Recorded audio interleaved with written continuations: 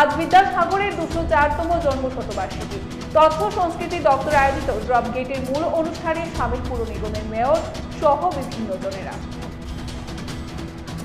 বিদ্যাসাগরের জন্মদিনকে শিক্ষা বাঁচাও দিবস হিসাবে আখ্যায়িত করে রাজবাড়ির সামনে বিশেষ কর্মসূচি করল অল ইন্ডিয়া সেভ এডুকেশন কমিটির রাজ্য শাখা। কুঞ্জবনের অরবিন্দ জেনারেল ডিগ্রি কলেজের বর্ষপূর্তিতে ব্যাপক উৎসাহের সাথে রক্তদান উৎসব, সামিল পুর নিগমের মেয়র সহ বিভিন্ন বিশিষ্ট ব্যক্তিত্বরা। বিধান শিশু উদ্যান মেধা অন্বেষার উদ্যোগে জয়নগর আম্বেদকর স্কুলের শিক্ষক সম্মাননা অনুষ্ঠান। অনুষ্ঠানকে ঘিরে উপস্থিত ছিলেন সকলের মধ্যে দেখা যায় যে দারুণ ইতিবাচক আবহ। ই মার্কেট প্রেস সংক্রান্ত এক দিবসীয় কর্মশালা অনুষ্ঠিত হয় রাজধানীর টাউন হলে।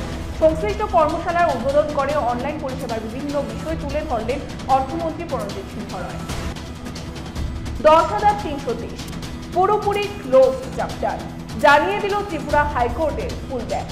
সাথে সাথে মামলাকারীদের করা হলো বড় অঙ্কের জরিমানাও।